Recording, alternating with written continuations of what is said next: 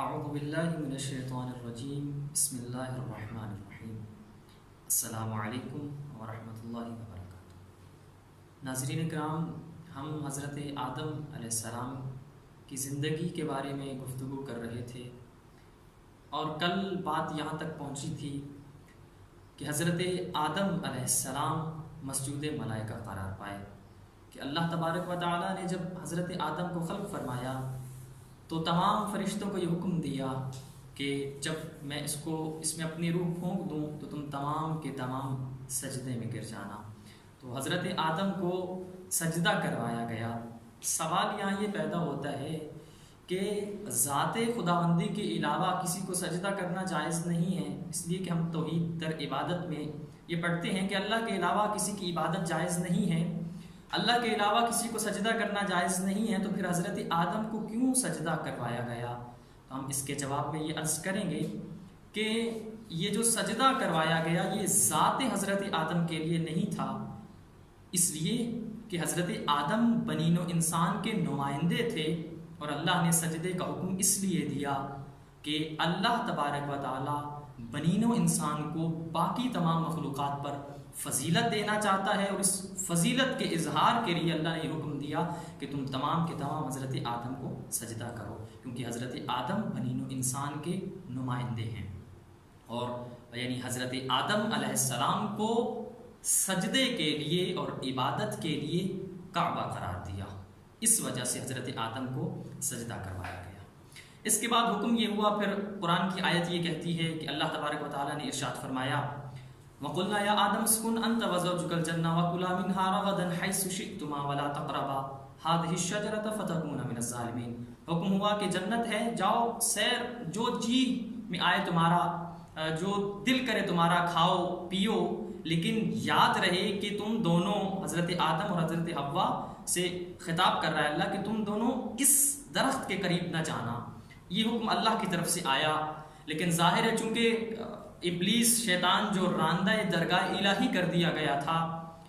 اب وہ اس سوچ میں تھا کہ میں کسی طرح سے حضرت آدم، اور چونکہ وعدہ کیا تھا کہ میں اولاد آدم اور تمام انسانوں کو وسوسہ کروں گا، انہیں پھسلاؤں گا تیری بارگاہ سے، وہ اس طاق میں بیٹھا تھا کہ میں کسی طرح سے وسوسہ کروں۔ اب جب حکم آیا کہ اس درخت کے قریب نہ جانا، تو پھر شیطان آیا اور اس نے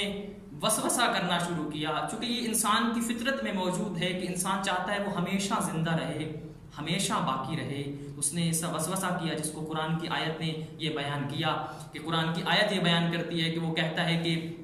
هل ادلک علی شجرۃ تنجیکم من عذاب علیم، کیا میں تمہیں ایسے درخت کے بارے میں نہ بتاؤں اور ایسی چیز کے بارے میں تمہیں نہ بتاؤں کہ جس کو اگر تم کھا لو تو تم ہمیشہ ہمیشہ کے لیے باقی رہو گے؟ تو پھر اس نے جب وسوسہ ڈالا تو ایک لالچ پیدا ہوا، اس کے بعد اس درخت کے قریب گئے اور وہ دانہ کھا لیا۔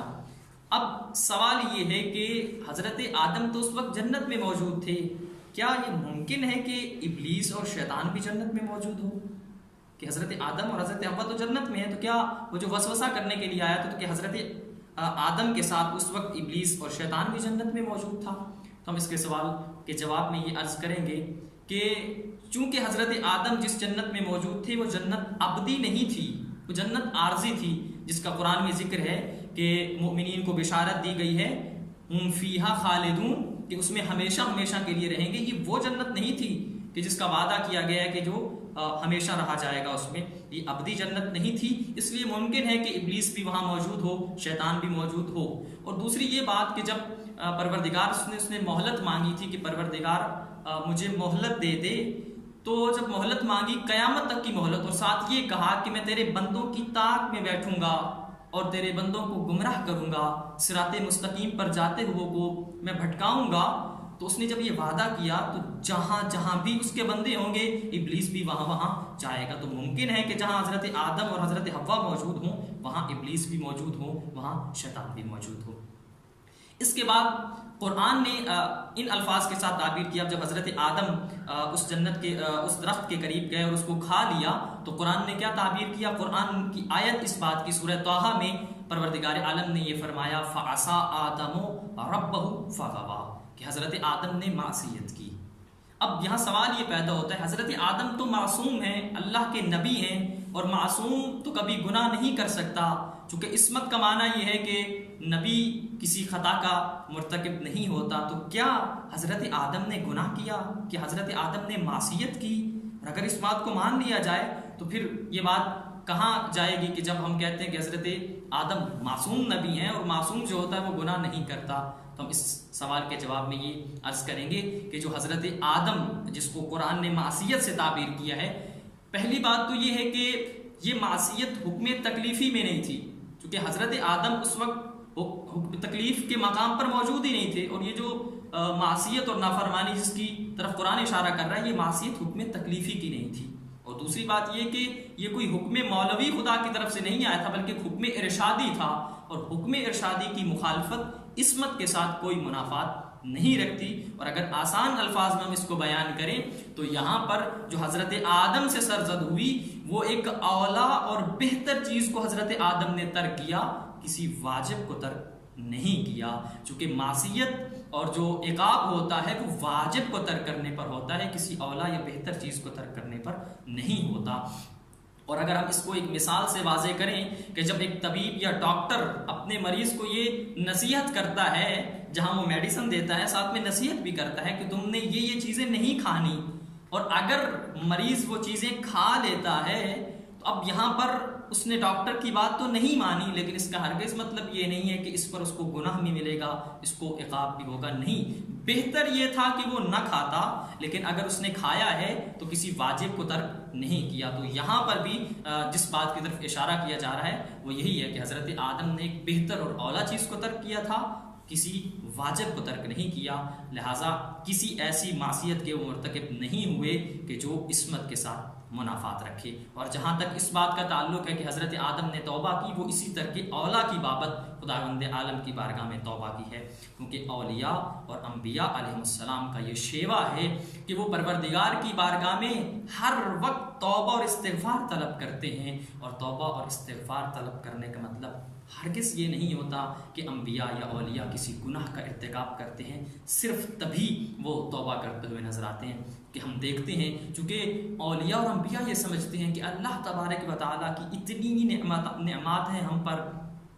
جس کی نعمتوں کو ہم شمار نہیں کر سکتے، اتنی نعمتوں کے باوجود بھی شاید وہ یہ سمجھتے ہیں کہ ان کی عبادت اتنی نہیں ہے کہ جتنی خدا کی نعمتیں ہیں۔ اور ہم دیکھتے ہیں کہ اتنی عبادت، اور بلکہ ائمہ معصومین کی زندگی میں دیکھتے ہیں کہ 1000 رکعت عبادت کرنے کے باوجود بھی وہ یہی فرماتے ہوئے نظر آتے ہیں، ما عبدناک حق عبادتک، پروردگار ہم تو تیری عبادت کا حق ادا نہیں کر سکے۔ اور ہم جیسے انسان تو اگر عبادت کرتے ہیں تو ان کی عبادت کے اندر کیا ہوتا ہے، 2 چیزیں کار فرما ہوتی ہیں، یا ہم جنت کے لالچ میں عبادت کر رہے ہوتے ہیں یا جہنم سے ڈر کر عبادت کر رہے ہوتے ہیں۔ خدا کی قسم میرے مولا امیر المؤمنین علی ابن ابی طالب علیہ السلام ارشاد فرماتے ہوئے نظر آتے ہیں، ما عبدتک خوف من نارک ولا طمعا فی جنتک بل وجدتک اہلا لعبادتک فعبدتک، کہ میں علی جنت کی لالچ میں عبادت نہیں کرتا، میں علی جہنم سے ڈر کر عبادت نہیں کرتا، علی کی نیاز جبین تیری چوکھٹ پر اس لیے جھکتی ہے کہ تو لائق عبادت ہے۔ تو یہ اولیاء تو اس کو لائق سمجھ کر، لائق عبادت سمجھ کر عبادت کرتے ہیں۔ اور اسی بات پر اپنی گفتگو کو مکمل کروں کہ یہ وہ ہستیاں ہیں، وہ اولیاء اور انبیاء کرام ہیں جو ہمتاً اپنے پروردگار کی بارگاہ میں توبہ اور استغفار طلب کرتی ہیں۔ اور حضرت آدم نے بھی توبہ طلب کی، اور وہ کون سے کلمات تھے کہ جن کے ذریعے توبہ کی؟ مختلف روایات موجود ہیں، جن میں ایک روایت یہ تھی کہ اسماء پنجتن کے ذریعے حضرت آدم کی توبہ قبول ہوئی، کہ حضرت آدم نے یہ کہا، الہی و سیدی و مولایا انت المحمود ھذا محمد، انت الاعلی ھذا علی، انت فاطر السماوات والارض ھذہ فاطمہ، انت المحسن ھذا حسن، انت قدیم الاحسان ھذا حسین۔ پنجتن کا واسطہ دیا تو اللہ تبارک و تعالیٰ نے توبہ قبول کی، اور اس کے بعد حکم یہ ہوا کہ اے آدم آپ زمین پر اتر جائیے، آج کے بعد آپ کا کھانا اور پینے کا سامان اس زمین میں ہے۔ اور زمین پر اترنے کے بعد حضرت آدم نے پہلا کام جو کیا وہ کعبۃ اللہ اور بیت الحرام کی بنیاد بنیاد رکھی جو آج موجود ہے یہ حضرت آدم کی بنیاد رکھی ہوئی ہے، جو پھر حضرت نوح کے زمانے میں تھا اور اس کے بعد حضرت ابراہیم کے زمانے میں بھی انہیں حکم ہوا کہ اس کی بنیادوں کو کھڑا کر دیا جائے۔ تو یہ وہی کعبہ ہے جو جس کی بنیاد حضرت آدم علیہ السلام نے رکھی۔ ہم خدا سے دعا کرتے ہیں کہ ہمیں انبیاء اور اولیاء کرام کی سیرت طیبہ پر چلنے